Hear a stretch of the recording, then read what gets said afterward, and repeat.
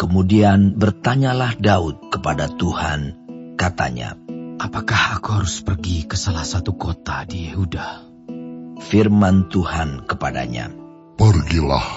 Lalu kata Daud, kemana aku pergi? Firman-Nya, ke Hebron.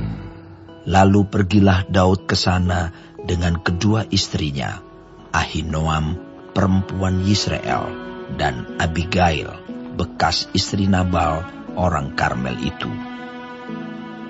Juga Daud membawa serta orang-orangnya yang mengiringinya, masing-masing dengan rumah tangganya, dan menetaplah mereka di kota-kota Hebron.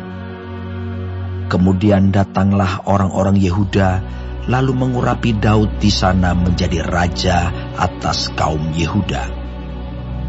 Ketika kepada Daud diberitahukan bahwa orang-orang Yabes Gilead menguburkan Saul, maka Daud mengirim orang kepada orang-orang Yabes Gilead dengan pesan, diberkatilah kamu oleh Tuhan, karena kamu telah menunjukkan kasih-Mu kepada tuanmu Saul dengan menguburkannya. Oleh sebab itu, Tuhan kiranya menunjukkan kasih dan setianya kepadamu. Aku pun akan berbuat kebaikan yang sama kepadamu, karena kamu telah melakukan hal yang demikian. Kuatkanlah hatimu sekarang, dan jadilah orang-orang yang gagah perkasa. Sekalipun tuanmu Saul sudah mati, dan aku telah diurapi oleh kaum Yehuda, menjadi raja atas mereka. Abner bin Ner, panglima Saul, telah mengambil Isi-Boset, anak Saul, dan membawanya ke Mahanaim, serta menjadikannya raja atas Gilead, atas orang Asyuri, atas Yisrael, atas Efraim, dan atas Benyamin, bahkan atas seluruh Israel. Isi-Boset bin Saul berumur 40 tahun pada waktu ia menjadi raja atas Israel, dan ia memerintah 2 tahun lamanya. Hanyalah kaum Yehuda yang mengikuti Daud. Dan lamanya Daud memerintah di Hebron atas kaum Yehuda adalah 7 tahun dan 6 bulan. Lalu Abner bin Ner dengan anak buah Isi-Boset bin Saul bergerak maju dari Mahanaim ke Gibeon. Juga Yoab anak Seruya dan anak buah Daud bergerak maju. Mereka saling bertemu di telaga Gibeon, lalu tinggal di sana, pihak yang satu di tepi telaga sebelah sini, dan pihak yang lain di tepi telaga sebelah sana. Berkatalah Abner kepada Yoab, biarlah orang-orang muda tampil dan mengadakan pertandingan di depan kita. Jawab Yoab, baik. Lalu tampillah mereka dan berjalan lewat dengan dihitung 12 orang dari suku Benyamin, dari Isi-Boset, anak Saul, dan 12 orang dari anak buah Daud. Kemudian mereka masing-masing menangkap kepala lawannya dan menikamkan pedangnya ke lambung lawannya, sehingga rebahlah mereka bersama-sama. Sebab itu tempat itu disebutkan orang Helkat Hazurim, letaknya dekat Gibeon. Pada hari itu pertempuran sangat hebat, dan Abner serta orang-orang Israel terpukul kalah oleh anak buah Daud. Ketiga anak laki-laki Seruya, yakni Yoab, Abisai, dan Asael ada di sana. Asael cepat larinya seperti kijang di padang. Asael mengejar Abner dan tidak menyimpang ke kanan atau ke kiri dalam membuntutinya.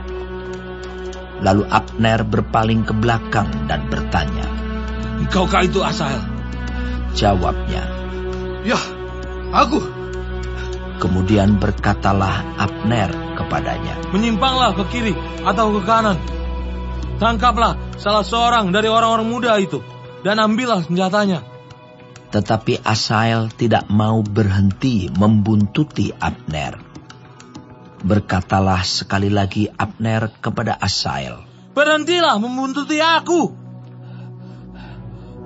Apa aku harus memukul engkau sampai jatuh?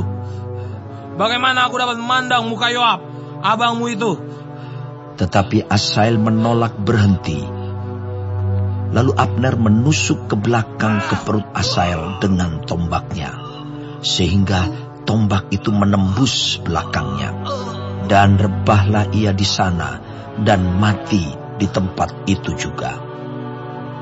Semua orang yang datang ke tempat Asahel rebah dan mati itu berhenti di sana.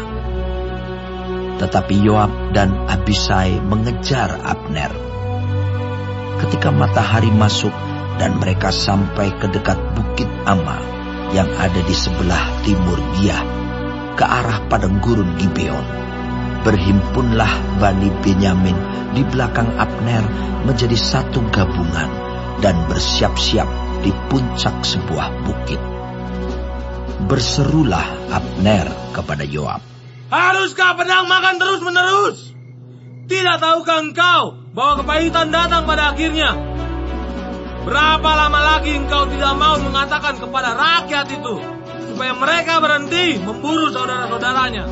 Jawab Yoab, Demi Allah yang hidup, sekiranya engkau berbicara tadi, maka tentulah sudah dari tadi pagi rakyat menarik diri dari memburu saudara-saudaranya. Lalu Yoab meniup sangkakala dan seluruh rakyat berhenti.